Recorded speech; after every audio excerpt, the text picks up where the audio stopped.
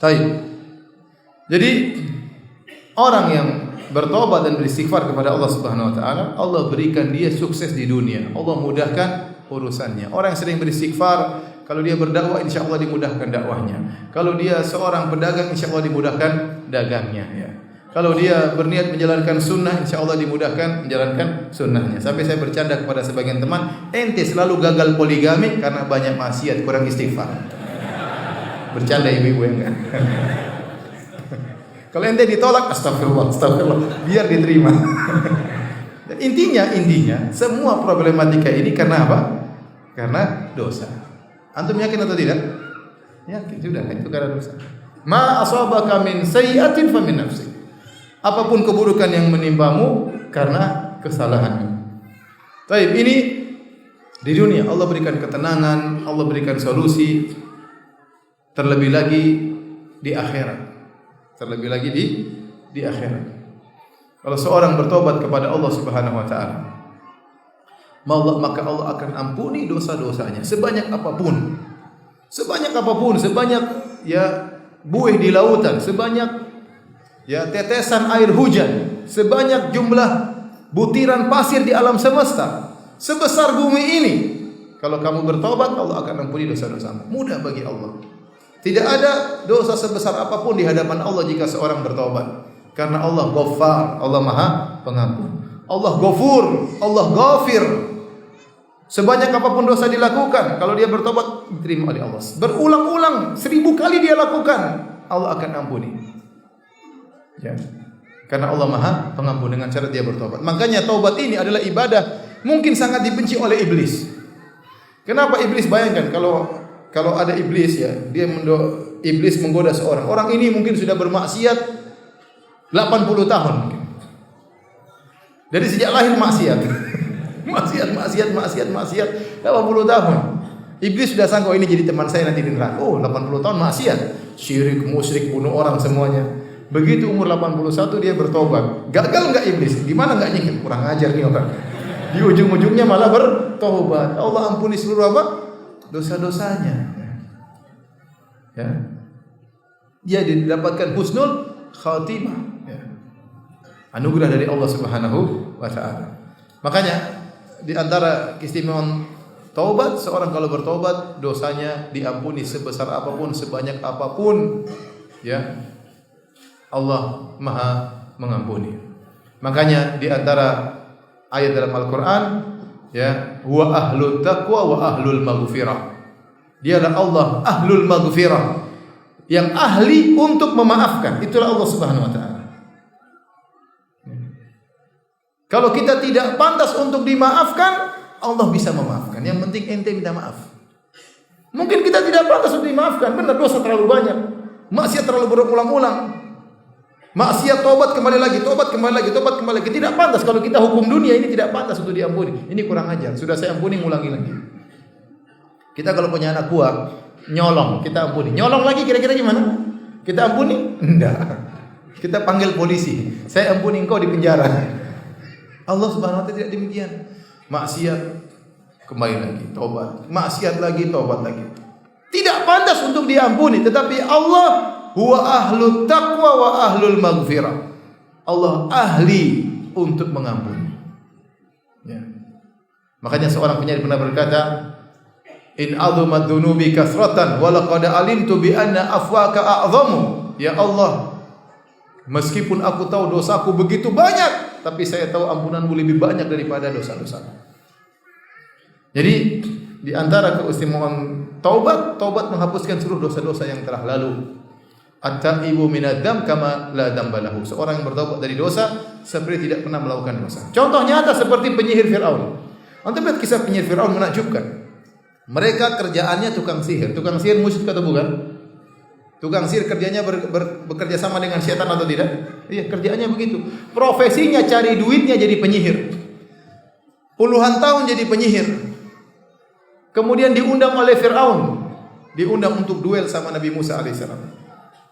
Maka datanglah mereka berbondong-bondong semangat dengan niat yang buruk untuk mengalahkan Nabi Musa. Bahkan mereka mengatakan bi'izzati Fir'aun, demi keperkasaan Fir'aun waktu mereka berduel dengan Nabi Musa.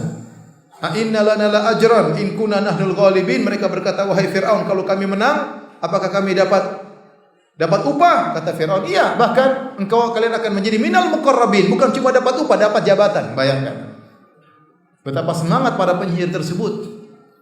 Makanya mereka datang rame-rame, bekerja sama dalam kesyirikan, ya. Bersabar menghadapi Nabi Musa. Mereka kumpul rame-rame, duel sama Nabi Musa. Bayangkan puluhan tahun kerjaannya penyihir. Datang jauh-jauh untuk melawan utusan Allah, untuk berperang melawan Nabi Musa utusan Allah. Bahkan sudah minta jabatan kepada Firaun. Begitu mereka duel, mereka kalah. Faul qiyas saharatu sujada. Mereka langsung sujud. Bayangkan. Kemudian mereka bertobat. Mereka tidak beriman lama. Tidak sampai 1 siang mereka beriman. Dibunuh oleh Firaun. Ya. Firaun mengatakan, apa kalian beriman sebelum aku izinkan kepada kalian? Aku akan bunuh kalian. Kata mereka, faqdi ma antaqa. Silakan lakukan apa yang engkau hendak lakukan. Innama hadhil hayatud dunya. Kehidupan ini cuma kehidupan apa? Dunia. Kami ingin diampuni oleh Allah Subhanahu wa taala. Mereka meninggal husnul khatimah setelah sekian puluh tahun dalam kesyirikan. Ini yang buat iblis jengkel seperti ini. Waduh, sudah gagal. Sudah selama ini saya goda dia, ternyata di ujungnya dia bertaubat kepada Allah Subhanahu wa taala. Ustaz, kalau gitu saya juga begitu, Ustaz. Ente tengah-tengah maksiat tewas, repot. Berhasil iblis. Berhasil. Ya, saya a'udzubillah, sebagian orang berzina, nantilah saya bertobat, nantilah. Begitu sedang berzina, jantungan terus tewas. Seorang nonton film porno, nantilah saya bertobat habis ini. Lagi 2 seri, 3 seri. Kalau lagi nonton tewas, coba. Masa. A'udzubillah. Tidak sempat bertobat. Kita enggak tahu kapan Allah cabut nyawa kita. Oleh karenanya di antara keistimewaan taubat di akhirat, kalau seorang sudah bertobat, semua dosanya diampuni oleh Allah Subhanahu wa taala sebesar apapun dosa tersebut. Kemudian bukan cuma itu. Allah kasih bonus. Allah berfirman, ya ayyuhalladzina amanu tubu ilallahi taubatan nasuha. Asa rabbukum ayyukaffira ankum min sayyi'atikum. Wahai orang beriman, bertobatlah kepada Rabb kalian dengan taubat yang nasuha. Niscaya Allah akan mengampuni dosa-dosa kalian. Ini sudah kita bahas tadi, poin pertama. Diampuni dosa-dosa sebesar apapun, sebanyak apapun. Asa rabbukum ayyukaffira ankum min sayyi'atikum. Semoga Allah mengampuni dosa-dosa kalian. Apakah titik? Belum, masih koma. Ternyata Allah kasih bonus. Wa yudkhilakum jannatin tajri min tahtihal anhar. Dan Allah akan masukkan kalian ke dalam surga yang mengalir di bawahnya sungai-sungai. Apakah ada yang lebih baik daripada Allah Subhanahu wa taala? Untuk manusia tidak bisa seperti itu. Apakah ada orang yang pernah Anda bersalah kepadanya, Anda zalimi, Anda pukuli, Anda maki-maki dia, setelah itu Anda bertobat, ya akhi, saya dulu mukul kamu, saya curi barangmu, saya minta maaf. Kemudian dia bilang, iya, saya maafkan engkau, dan ini mobil hadiah buat engkau. Ada yang seperti itu? Tidak ada. Tidak ada. Kebanyakan orang, ya ente memang brengsek, ente memang kurang ajar, tapi sudah maafkan. Ya.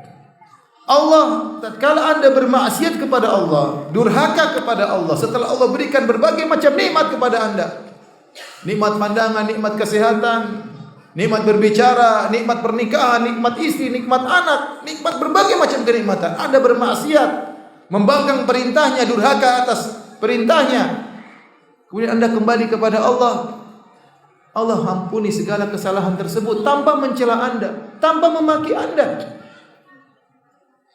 Dan tidak perlu dilihat oleh banyak orang, Anda sendirian. Anda silakan bermunajat kepada Allah. Sungguh maha indah Allah Subhanahu wa taala. Sungguh maha baik Allah Subhanahu wa taala. Kita kalau minta maaf sama orang, betapa banyak pertanyaan kepada saya, Ustaz, saya minta maaf, orang yang tidak memaafkan saya. Padahal kesalahannya sepele. Itu pun dia tidak memaafkan. Dia bilang, saya tidak maafkan kau. Saya tuntut hari kiamat nanti. Gimana Ustaz? Betapa banyak saya ditanya demikian, menunjukkan manusia susah memaafkan. Itu tidak. Kesalahannya sepele, padahal bukan bunuh anaknya, bukan nyuri barang, yang enggak, pengen salah ngomong, salah kata-kata, itu pun minta maaf, tidak memaafkan. Kadang kita harus mengemis-ngemis, kadang kita harus merendahkan diri, itu pun tidak dimaafkan. Kalau Allah, ente tinggal bangun malam, ente curhat kepada Allah, Allah selalu mendengar, maha mendengar. Ente mau berhenti terserah ente, mau lanjutkan silahkan. Tidak usah menyusun kata-kata sebagaimana kita mau ketemu dengan bupati, mau ketemu dengan presiden, susun kata-kata semalam suntuk enggak bisa tidur. Ente ketemu Allah, biarkan mengalir dari hati Anda. dalam sujud minta ampun kepada Allah. Apakah Allah mencela? Tidak sama sekali. Apakah Allah menghardik? Tiba-tiba datang halilintar. Makanya saya sudah bilang jangan macam-macam. Enggak ada. Enggak ada. Ente tinggal minta maaf, tinggal menangis di depan Allah, semuanya telah selesai. Bukan cuma itu, dikasih bonus surga. Saya bilang tadi tidak ada manusia yang minta maaf sama dia, kemudian dia bilang, "Ya, saya maafkan kamu dan ini rumah buat kamu." Enggak ada. Ini cewek cantik buat kamu, apalagi? Ini Allah, ente salah, ente minta maaf, ente diampuni, dikasih surga, dikasih istana, dikasih bidadari. Apalagi yang kurang? Apalagi kurang baiknya Allah Subhanahu wa taala. Maka sungguh benar perkataan Nabi SAW, "Lallahu arhamu bi ibadihi min hadi bi waladiha." Sungguh Allah lebih sayang kepada hambanya daripada seorang ibu terhadap anaknya. Bahkan seorang anak waktu salah sama orang tuanya, sama ibunya, terkadang ibunya tidak memaafkan. Terkadang ibunya marah dulu, terkadang ibunya maki dulu baru memaafkan. Itu ibunya sendiri. Allah tidak pernah begitu. Allah tidak pernah begitu. Biar Anda tahu bahwasanya Anda memiliki Tuhan yang sangat sayang kepada Anda. Jadi orang kalau bertobat kepada Allah di akhirat, diampuni dosa-dosanya, bahkan dikasih bonus surga oleh Allah Subhanahu wa taala. Bahkan ditinggikan derajatnya. Makanya dalam ayat kata Allah Subhanahu wa taala, ya illa man tab. Coba Allah bercerita tentang orang pelaku dosa besar. Kata Allah, walladzina la yad'una ma'allahi ilahan akhar wa la yaqtulun nafsa allati harramallahu illa bil haqq wa la yaznun. Ini 3 dosa paling besar. Dan orang-orang yang tidak berbuat kesyirikan, dan orang-orang tidak membunuh orang lain, dan orang-orang tidak berzina. Wa may yaf'al dzalika yalqa athama. Barang siapa melakukan dosa ini, syirik kepada Allah, berzina, membunuh orang, yalqa athama, dia akan mendapatkan dosanya pada hari kiamat. Yudha'af lahul adzabu yaumal qiyamah. Maka pada hari kiamat dia akan dilipat gandakan dosanya. Siksaannya akan dilipat gandakan. Dikekalkan dalam neraka jahanam. Setelah itu Allah mengatakan illa man taba, kecuali orang yang bertobat, wa amana wa amila amalan salihan. Kemudian dia beriman dan beramal saleh. Kata Allah, faulaika yubaddilullahu sayyi'atihim hasanat. Mereka ini dosa-dosanya dirubah menjadi kebaikan. Bayangkan, maksiatnya dirubah jadi pahala. Apa yang lebih indah daripada ini? Apalagi yang lebih baik daripada ini? Maka kalau Anda ingin sukses dunia maupun di akhirat, perbanyak bertobat kepada Allah Subhanahu wa taala. Maka saya ingatkan para hadirin, ya, kita diajarkan oleh Nabi sallallahu alaihi wasallam istighfar di pagi hari, petang hari. Anda boleh istighfar 100 kali di pagi hari, istighfar 100 kali di petang hari. Anda bisa baca doa sayyidul istighfar di pagi hari dan petang hari. Habis salat kita istighfar, astaghfirullah, astaghfirullah, astaghfirullah. Habis salat malam, wabil ashari hum yastaghfirun.